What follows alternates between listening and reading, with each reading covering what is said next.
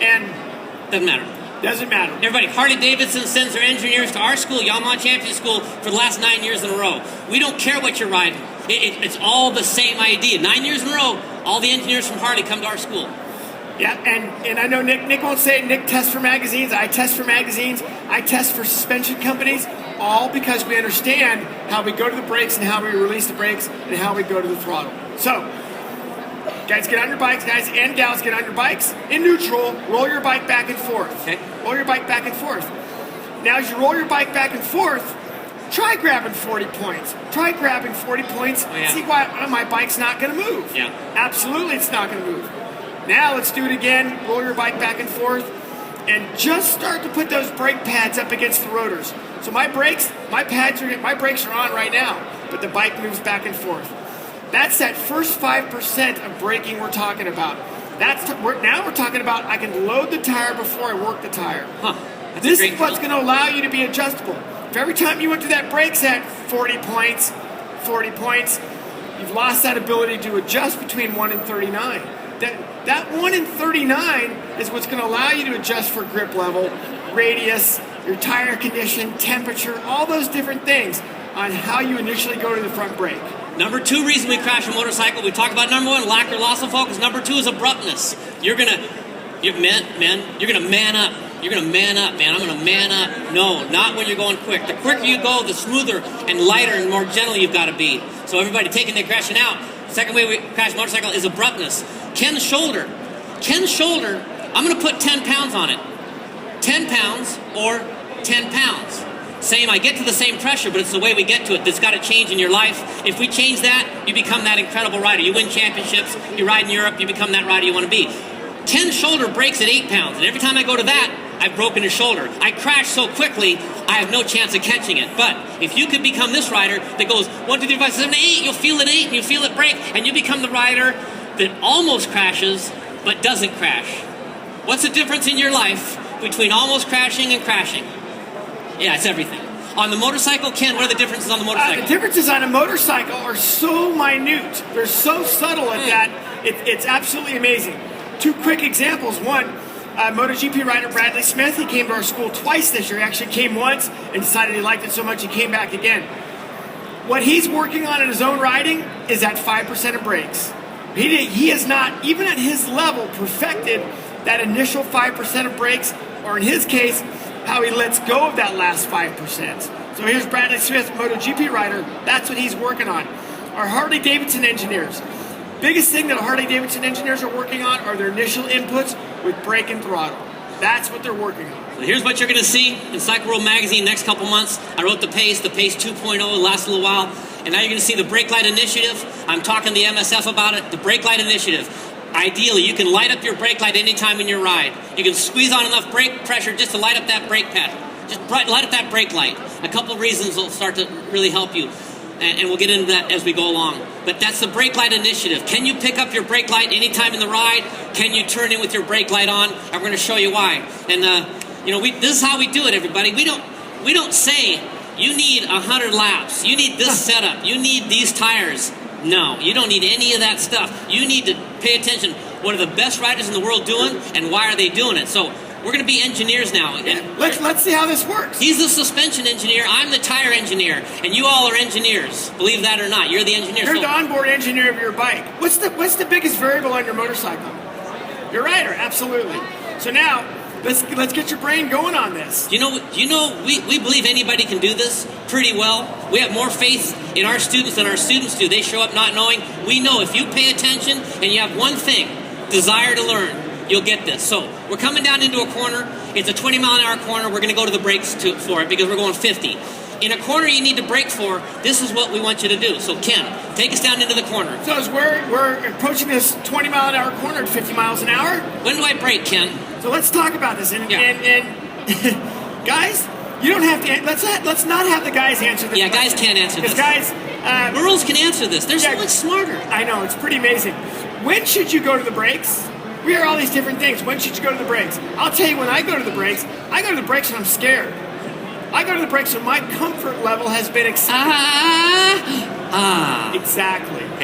Guys, I know you don't have to say it. I'll say it. We've both ridden some insanely fast motorcycles, well over 200 horsepower motorcycles, and you brake, you go to the brakes when you're scared. Good. So now you're coming down this road, Okay. Yep. And you got a 20-mile-an-hour corner coming up ahead. Okay. You go to the brakes when you're scared. Okay. Now I go to the brakes, I apply the brakes, my fork starts to collapse, I'm starting to use up some of my fork travel. Okay. What's happening to my tire at this point? Is the contact patch getting bigger or smaller? Good. Bigger, Good. absolutely. Forks But collapse. I've been told, I've read on the internet, and of course if it's on the internet it's got to be true. Yeah. Right? I've read on the internet, never use your brakes leaned over. Never use your brakes in a corner. Who's read that? Anybody read that? Yeah, Do all your braking in a straight line. Who's read that? Let's show you why nothing matters when you're going slow. You can do that, but when you go faster, it gets worse. Because look at what we've got. We've got the fork collapsed, we've got the front tire loaded, and then what are we told to do, Ken? Get off the brake before you turn in. So now the fork extends. What happens to the contact patch of the tire? It's smaller. So there we are, we're going to ask the tire to work, and we've just unloaded it.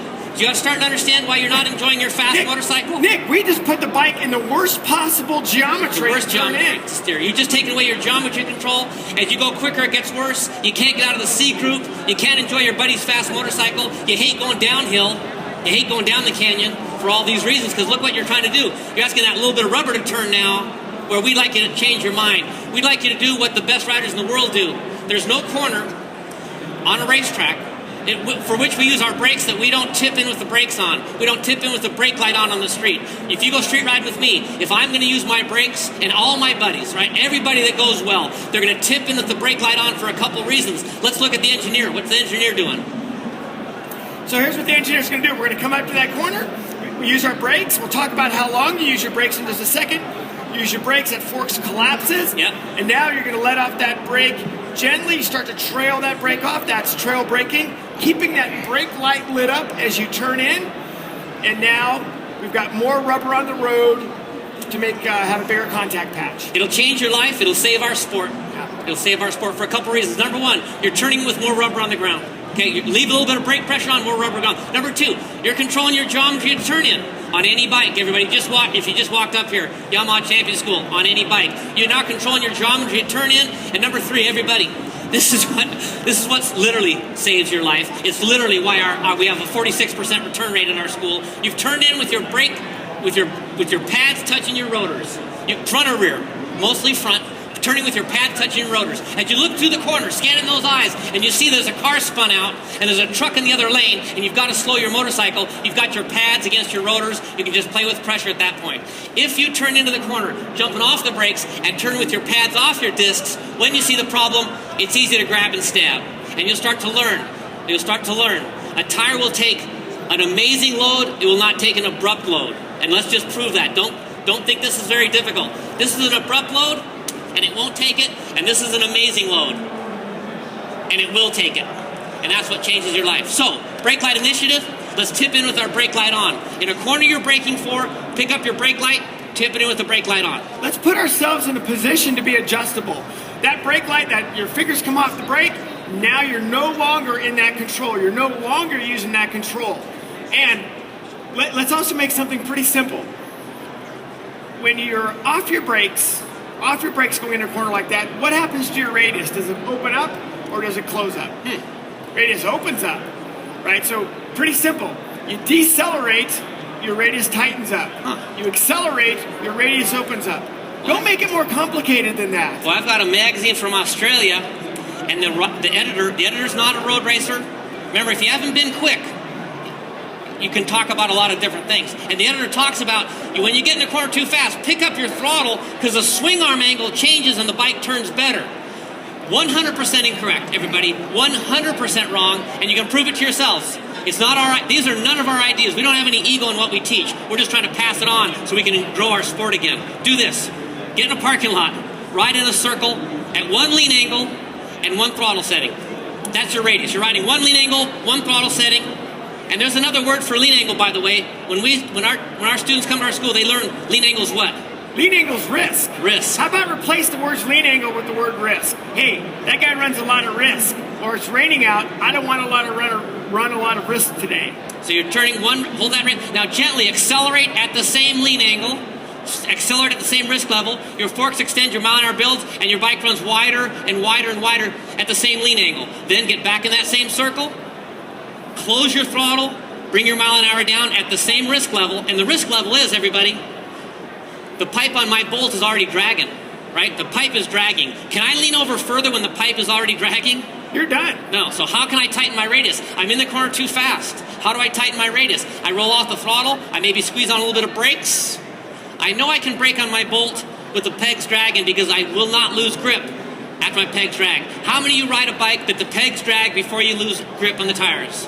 Most of us. My FC1, the pegs will drag before I lose grip, so I can use the brakes at any lean angle on my FC1 if I have that smoothness that we talked about.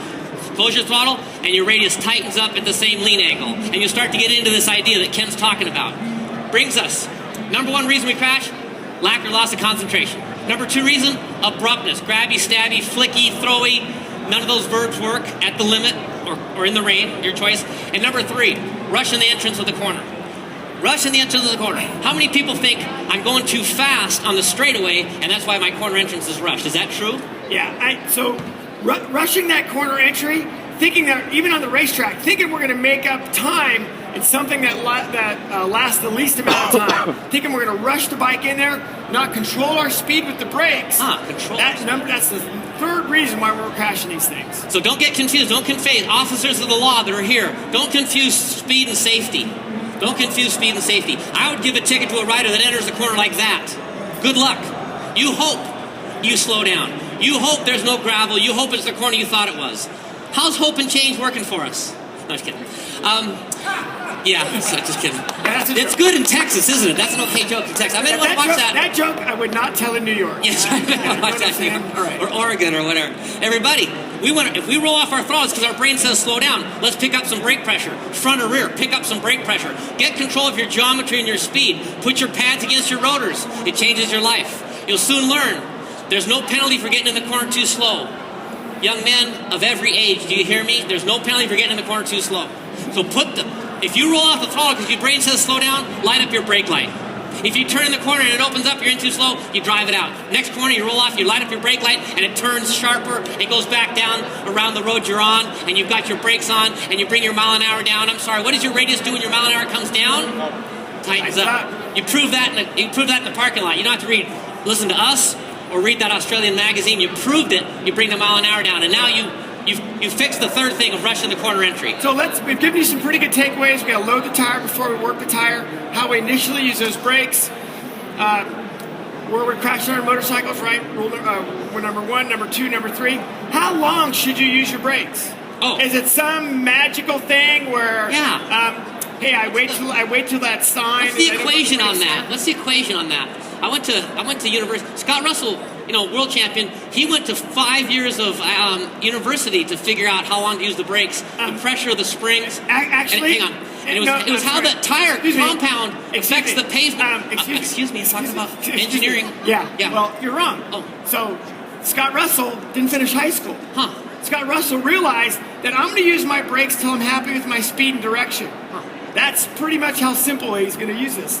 I'm sorry, how long are you using your brakes? He uses his brakes till he's happy with his speed and direction. Wow. And now you've built that technique of how you go to the brakes so you can be adjustable.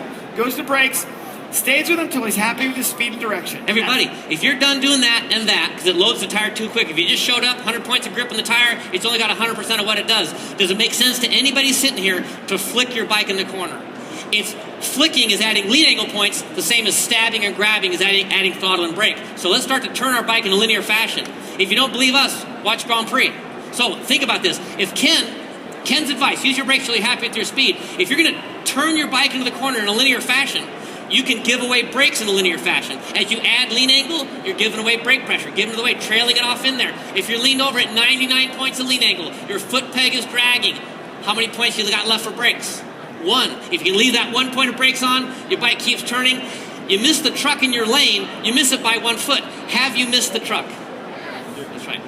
For all you that race and do track days, we both held track records in our lives. The difference between a track record and a high side is infinitesimal. Yeah. And that's how we teach this sport. We teach the sport on fastersafer.com. At the Yamaha Champion School, we bring 20 people in. We beat on you really hard. I bring in the 6 best instructors, including Scott Russell. We film you. We beat on you. We realize it's got to be in this finite amount. Yeah, Nick, if you can leave that brake light on. We're teaching things for when the risk level is really high. When there's drama, it's raining out, riding somebody else's different bike. Suddenly you think it's a 90-degree corner, now it's a 270-degree corner. That's what we're teaching things for. How about this? You leave the office, you walk out to your bike, it starts to sleet, and now all of a sudden, this is 98% of this tire's lean angle grip. You only got 2% left for brakes. If you grab 10, you fall down, you're in the hospital telling people it was sleeting, but look what you did. You grabbed 10. We're done with grabbing, stabbing, period. If I were to ride with one of my graduates in their car and they stabbed the brakes or throttle, I would say, you just wasted all your money at our school. Wasted it. It's got to permeate your life. You got to become that person that loads things up, etc. Let's do 4th reason we crashed and we're done. For some reason, some of us talk more than others. So we always end up running out of time with these things. I got a lot to say about this sport. We can save it. We can save our own sport. I see it in our school. We have rare crashes, yet we're hauling ass. So everybody, it's about controlling this whole deal. 4th reason we crash a motorcycle, repeating a mistake. Repeating a mistake. You're having trouble on your downshifts, you'll fall down in the rain at lean angle. You're grabbing and stabbing, it will get you in the gravel. You get to a gravel parking lot and you grab the brakes, you tip it over and you break your lever off and everybody runs over. Are you okay? Are you okay? Right, all the embarrassment of it. Now your bike's sitting there all damaged because you grabbed and stabbed. So repeating a mistake. If you sense a mistake in your riding from listening to us, and we're trying to present it, one of the best in the world doing, best in the nation, fix it, or you're going to hurt yourself guaranteed. So to close up here, because our man Pat here is telling us we're about out of time. The doctor. Yeah, exactly. Want to get more information? You like what we're saying? Fastersafer.com. You can also find us Yamaha Champion School. Look for some pretty big announcements with what Nick and I are going to be doing that in the next few months. Nick, you have some books for sale, I think? Got some books for sale. You can see me over here. I can send it to you in the mail with a signature if you'd like. I'll do that. But everybody, Ken Hill, Nick Einach, Yamaha Champion School, fastersafer.com. Thank you. Thank you. Great job, guys. Great